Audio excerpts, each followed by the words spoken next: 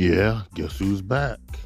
Simply the best in the building. I know y'all been waiting. I know y'all been hankering.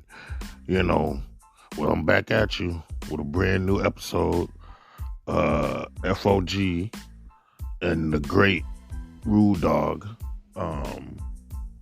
helped me. We collaborated and did a episode on it was a doghouse takeover, and we talked about mental health in the sports industry, because that's a pretty hot button topic right now. Mental health. We talked about female rappers exploiting their sexuality, or are they exploiting their sexuality? I'd be interested to see what you guys think. And last but not least, the baby and T.I.'s comments that have just kind of been all over the internet. So this definitely was a fire show. Hope y'all enjoy it. Gotta give you what you need, right?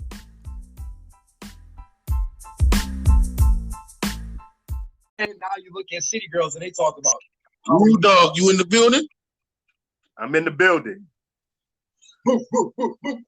We got FOG here. It's a doghouse takeover, or simply the best. We got a few topics to get into. I think we're gonna start with this mental health though in sports. How you feel about that, FOG? That's peace. That's a good topic to set it off with. And I know you done had your misgivings, Rude Dog, some of the mental health. But do you find what these ladies did, like Simone Biles and my girl Osaka, you know what I mean, kind of standing up for themselves, though? You know, you got to at least appreciate that, right? That they're carving their own lane. They're not letting the organizations, quote unquote, bully them. Who are you asking this question to? FOG or to me? I'm asking it to you. I think the Simone Biles and the Osaka, I think those are two different situations. Simone Biles really has pressure. She carried the whole Olympic women's gymnastics squad for like 8 years. She's been that person. Right. So yeah, I can see where her pressures was really great, because there's a lot of weight on her shoulders. And as far as Osaka, yeah, I get, man. I get we all go through mental issues. Yeah. I get that. But my point with her was, damn, step away from tennis and deal with your issues. Don't complain about them having, that's part of your job. Answering questions after your match. That's part of your job. That's part of what you get paid to do. Yeah, but maybe they need to do it in a different way, Rude Dog. You don't subscribe to that? Or maybe something has to be tweaked in that regard. What? As far as what? Asking people tough questions after they lose? Or how it's 50 reporters, cramming mics in the girl face. Or what, or she may feel that way. Or just any of that. She's sitting at a podium or at a table talking. It's not like they're all standing there with mics right at. It's worse. It's worse when you see NFL players when they're in the locker room getting to have dress and shit, and you got all these people standing around them asking questions. That's worse than what she's going through. But it's worse to you, to us. She may feel differently. That's all I'm saying. And she may look at that as a different. No, go ahead. FOG.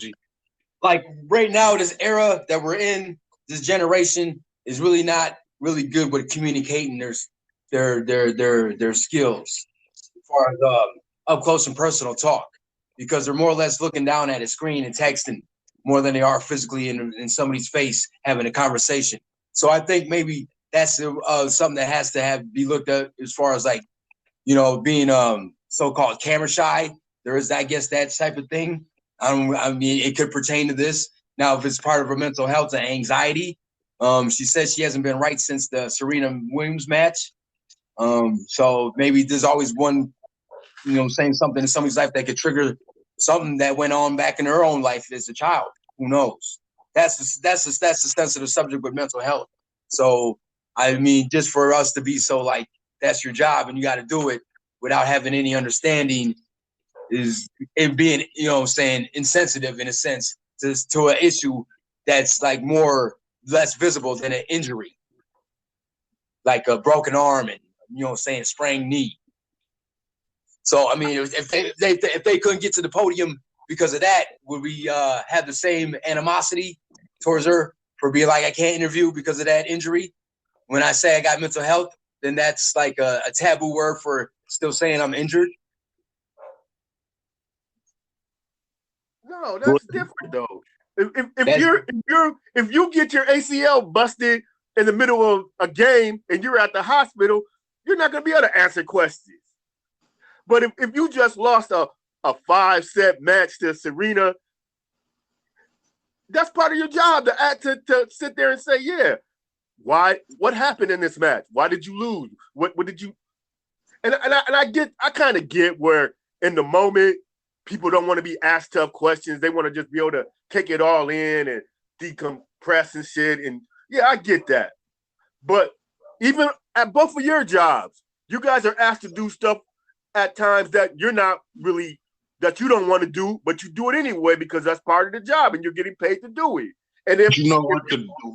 And if you said, hold up, and if you said, no, I really don't want to do this, I'm not really comfortable with this, there's going to be some questions asked. Your manager's going to ask some questions at the end of the night of why.